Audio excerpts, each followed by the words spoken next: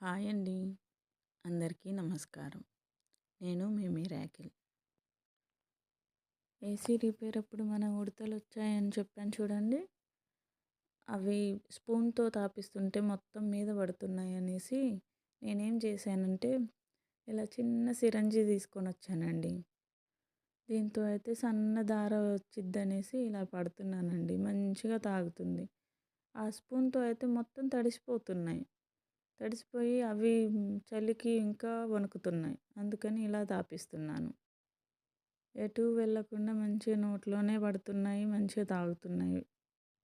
ఇలా రెండిటికి తాపిచ్చేసానండి. మనకి ఇంకోటి కూడా దొరికిందని చెప్పాను చూడండి. వాష్‌రూమ్‌లో ఇంటెదురుగా వాళ్ళ దాంట్లో అని.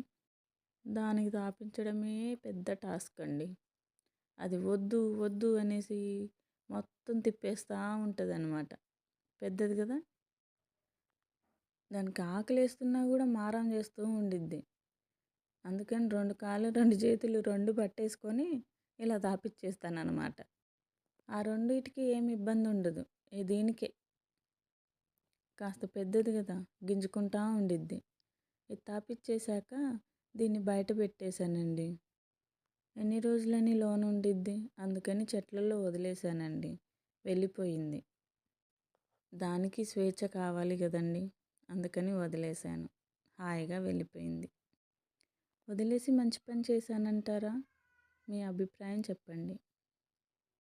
ఆ వదిలేసే వీడియో తీసుకుందాం అనుకున్నాను కానీ మర్చిపోయానండి. కొంచెం హడావిడిలో ఉండి తీయలేదు. ఈ 2 కూడా పెద్దగా అయితే వాటిని కూడా వదిలేస్తాను చెట్లల్లో. నెక్స్ట్ వీడియోలో కలుద్దాం. Bye bye.